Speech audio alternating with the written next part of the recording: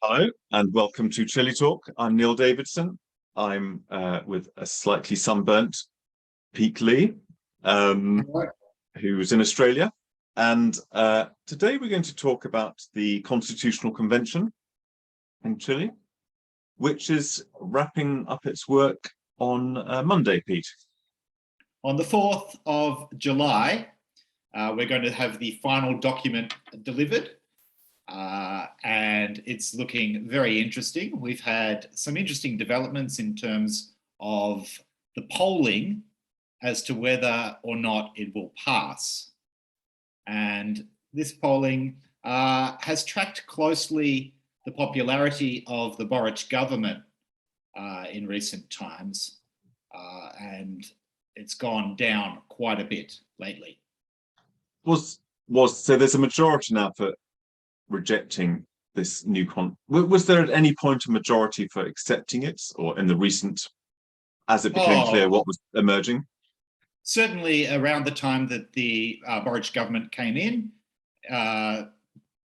approval was in the box seat, despite a lot of misgivings over the quality of the document. There was a lot of goodwill towards the convention left, or perhaps people weren't quite so critical of the performance of the convention. Now we've got the document. Many of us have read the document. It's brings about a few misgivings in many readers. And for the first time last Sunday, so 2 Sundays prior to the Monday of delivery, we had the first time that a batch of polls came out showing clearly reject option, rechazo, in the lead, and very low levels of support, really in the low 30s for approval, which is the first time that has been so clear. We're not sure what's going to happen when the actual document is delivered and the official promotional campaigns begin. Now, do you think people understand? I mean, just you follow this more closely than me, but just looking at what's happened within the convention, things like, for example, the kind of centre-right part of the centre-right bloc split itself into 3 groups, didn't it? And one was called United Chile, and the other one was called, I think, United for Chile, or Chilean Unity, and one was called Unite. I mean, it's completely, and then the same thing happened. There are these groups called People, Constitutive People, I mean, it's the Constitution of the People. I mean, it's completely, it produces the impression of a group of people that's turned totally inward and doesn't care what the outside world thinks. And what does does the outside world understand what's going on, do you think? Well, the spirit of the Constitutional Convention was that it wouldn't be politicians writing the Constitution. It would be common or garden citizens. And of course, they were lawyers and things, but yeah. So they had to confect their own forms of lists. We use a list system for electing candidates. Really, you order the candidates and select according to a list. They have this system in the Netherlands or Israel or many countries. And as a result, some of the lists more closely resembled political parties than others. And there was a very low level of engagement at the point of choosing the members of the Constitutional Convention. Only 41% of the people bothered to vote, which feeds into the current situation. Now, I'm not entirely sure that approve can't come back. People do want a new constitution, and a big part of the reject campaign will be how united the reject promoters are in making it clear that there will be a new constitution anyway, just not the one that is being delivered. also, with regard to the voting, as reflected in the polls, the predictive polls, one of the things that's often interesting is not who people say they'll vote for, particularly in this kind of heated contest, but rather who they think will win. And all around the world, that's often a better predictor of who ends up winning. At the moment, that's just ticked over in favour of rechazo for the first time. So that may be an indicator of the tide turning. We're just not sure. But the whole thing is going to depend just hugely, isn't it, on how the media spins everything, because very few people have actually read all this stuff and let alone understand the inner workings of the convention. So, and well, the media is just divided along kind of party political lines, maybe, isn't it? Yes. Well, in terms of the actual document, I mean, a lot of people will find things about the document that are worrying, such as the form of the political system, the forms of the lack of checks and balances, and so on, that might prevent some sort of takeover of politics on a permanent basis. Other aspects of the document are not particularly convincing or coherent. And the burden of proof has shifted really from the idea of a kind of underdog reject campaign to instead approve, needing to prove why the public should vote for this document. And the arguments are really not based in the contents of the document, which aren't great. They can't be based in the personalities in the convention, because what the wider public knows of them, it doesn't like so much. There's been a little bit too much circus-like behaviour, a little bit too much unself-aware piety and so on. So that feeds in to really two sides of the same coin in terms of the burden of proof for Pueblo. One of them being, this is the first time Chile has produced a democratic constitution. And the other one being, this is not a constitution produced under dictatorship, under an authoritarian regime. So those two sides need a little bit of unpacking, really.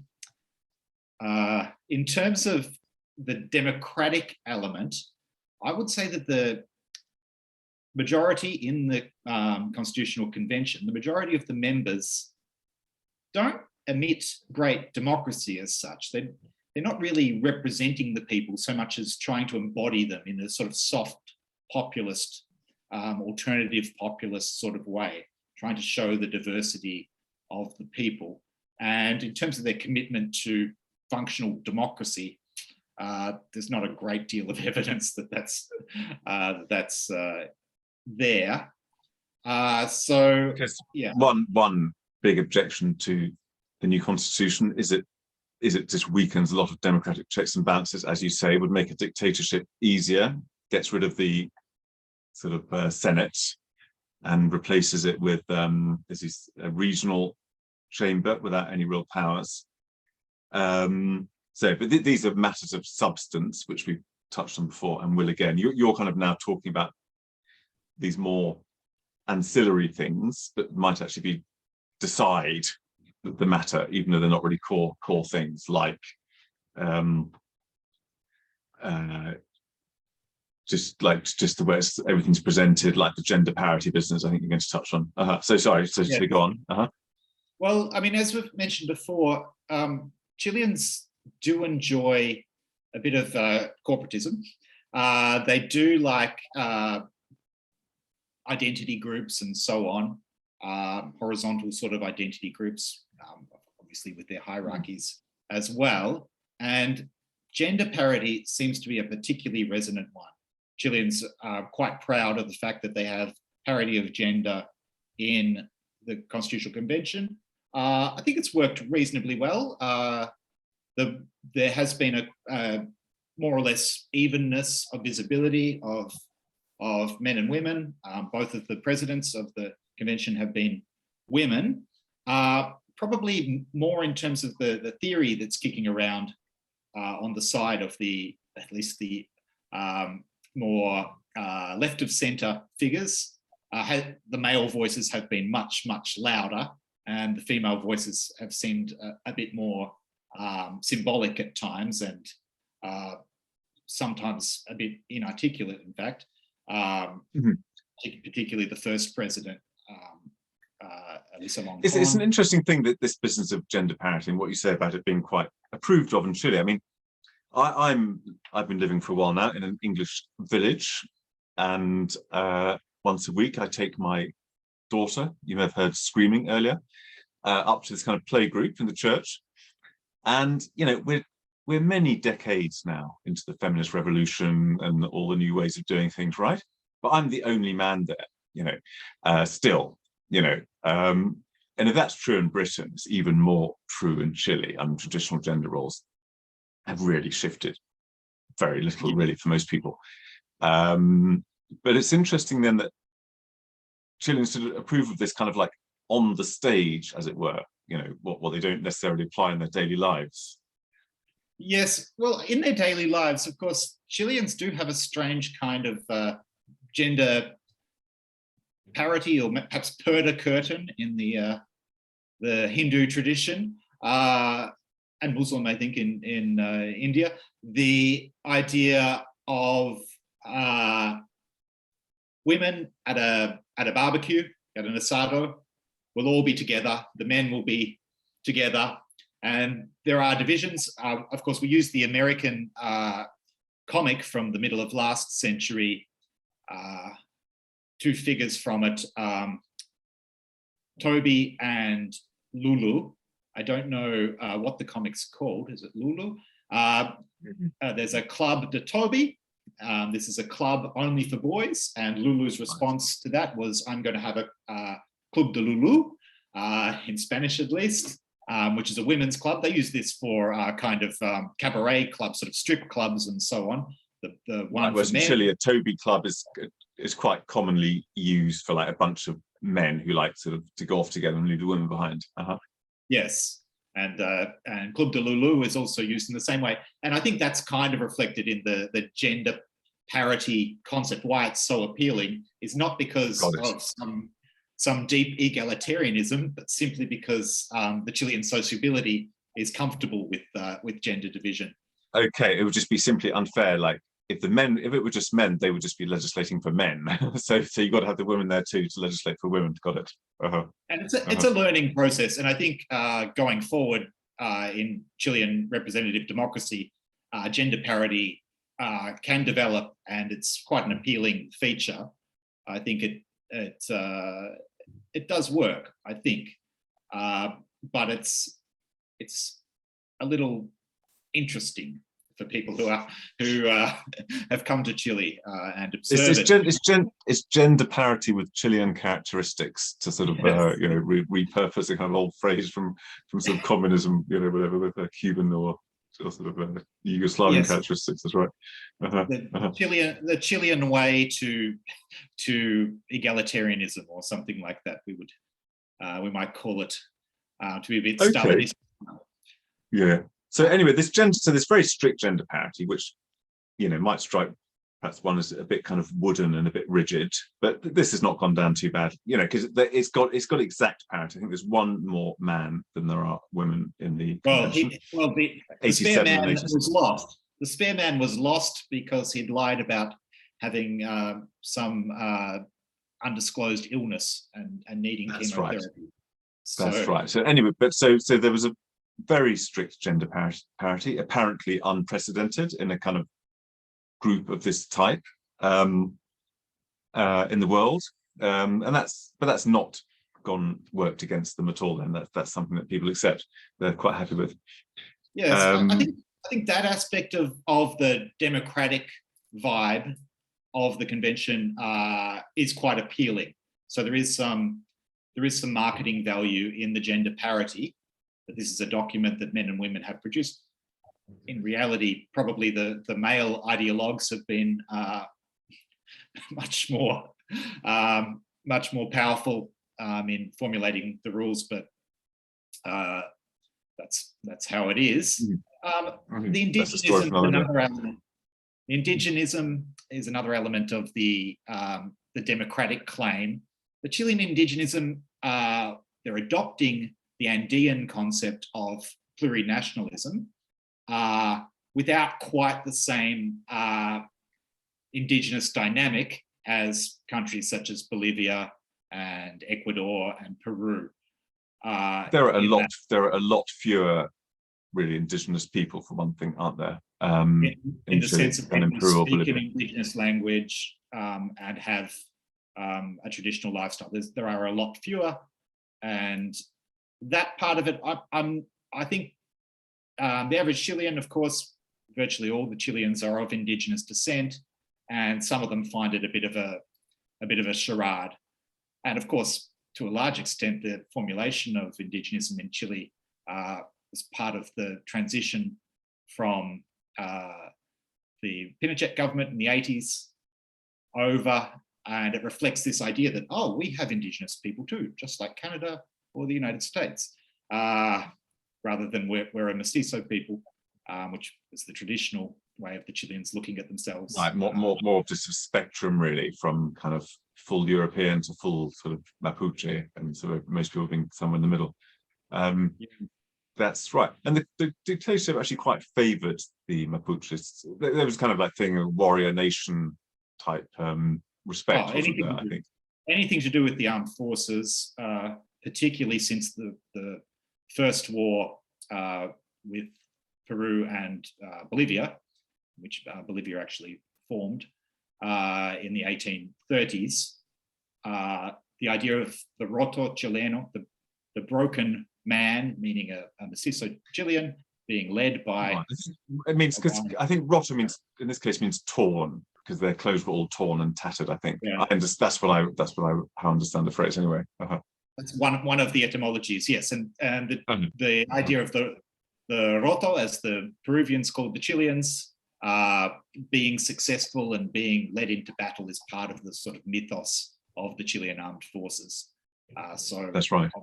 Of course, the military government reflected that in its operation.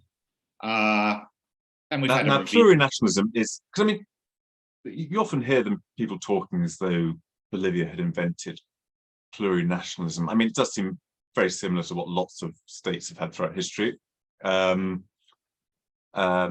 different, obviously, nuances. But empires are very often plurinational.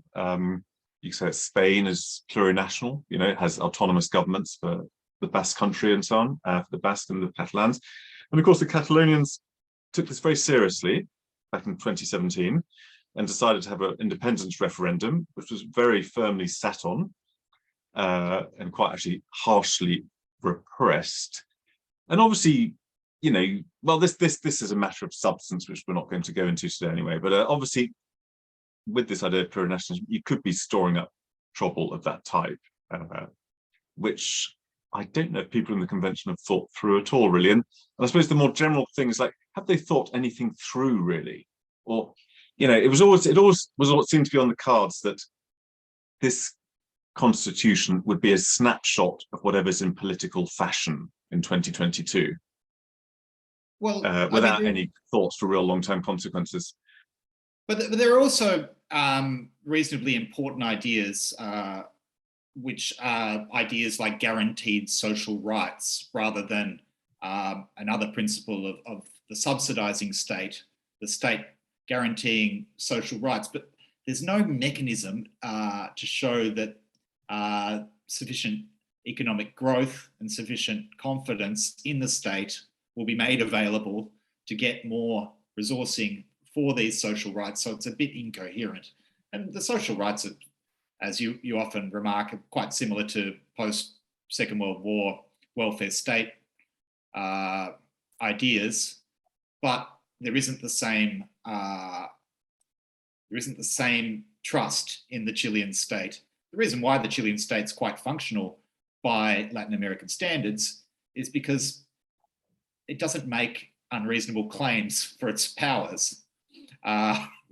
Whereas in most places, there is this sort of all-providing concept of the state which simply isn't capable of delivering it. And Chilean state's been much more credible than that. Because it's been more modest in its claims for what it can do. Yeah. Mm-hmm. So that's a problem. And I mean, yeah, the claims that the convention reflects democracy or some benign form of the people are not at this stage won over. This may lead to a strong argument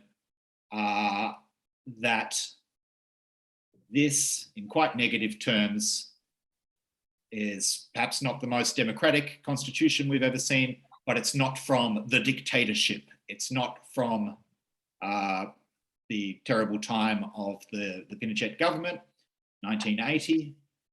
And that argument is quite interesting in that young people under, say, 45, who see the military government and Pinochet and Allende as important figures in their life, those guys are already voting approve because they've received this information and they've absorbed it.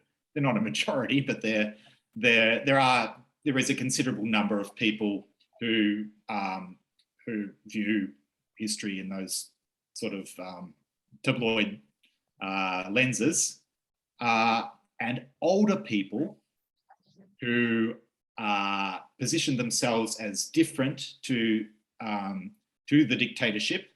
So we're talking particularly the centre-left, really centrist Concertación that came in 1990 and lasted until 2010. It's been kind of rejigged and watered down since, or made stronger perhaps since in some elements of its positioning. That grouping, if they start trying to promote the idea that they're fighting Pinochet's ghost, you do start to look at, well, what was their relationship with the military government in the 1980s like, when they were the tolerated opposition, working closely with the military government, and during the 1990s, obviously, as well. And the freedom fighters mantle doesn't quite fit. Yeah, I'm not sure that particular line will be taken in any credible way. And of course, there's the need to defend the legacy of the Concertación, the reasonable centrist line from 1990 that's seen as having delivered a really unprecedentedly functional country for a time. Not that all the young people realise that. So that's an interesting one. Of course, the date for the election, for the plebiscite, as to whether approve or not approve, is coming on the 4th of September, which was the day on which Salvador Allende was elected president, finished first, got a plurality of votes, 34% of the vote in 1970, and through a long process was eventually confirmed by the Senate over the summer of 1970-71. And that obviously is probably an appeal to people who want to right historical wrongs on behalf of Salvador Allende, who's a very interesting figure. But I'm not sure it can be used to blackmail emotionally too many older people who have sufficient people. So what it probably comes down to at the moment, the way it looks, is that to get this fairly unsatisfactory constitution over the line, there a certain kind of political enthusiasm would be required that probably at the moment isn't looking as if it's going to be forthcoming, but no doubt much can change over the campaign that will now be conducted in the next 2 months. We have to see how swift the campaign is. Yeah, the population is susceptible to sentimentalism, and Boric seems to be quite good at communicating a nice vibe. which surprises me. But I'm not Chilean. I can't read people's understanding of Boric.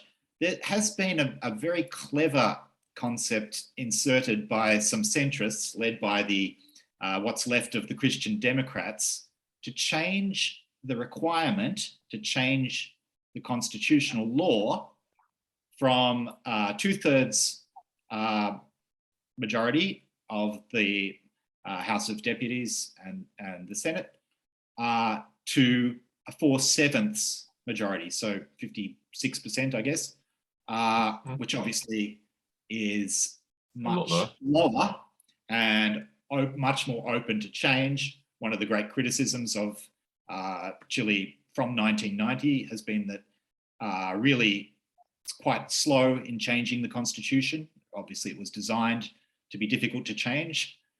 And this new idea, which seems to be widely accepted by most parliamentary politicians, is a bit of a game changer, in the sense that, at least for people who can follow political workings, cameralistics, if you like, that will lead to change, presumably by more qualified people in the Congress.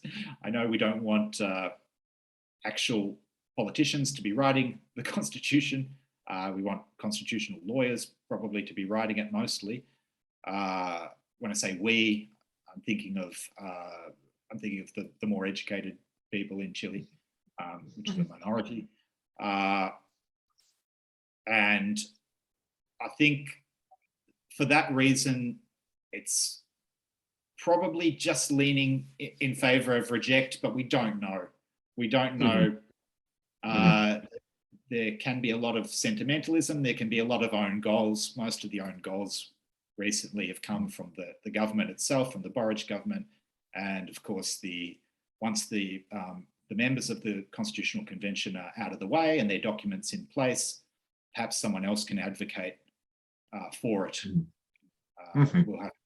Okay, jolly good. Well, I hope we will try and be a bit more diligent than we have been in the recent past, and do more Chile talks and return to this topic in the next couple of months. A very interesting one, which I think is arousing a lot of emotions in Chile, naturally. So we should be returning to this. And thank you very much for joining us here on Chile Talk, and I hope to see you next time. Thanks. Bye.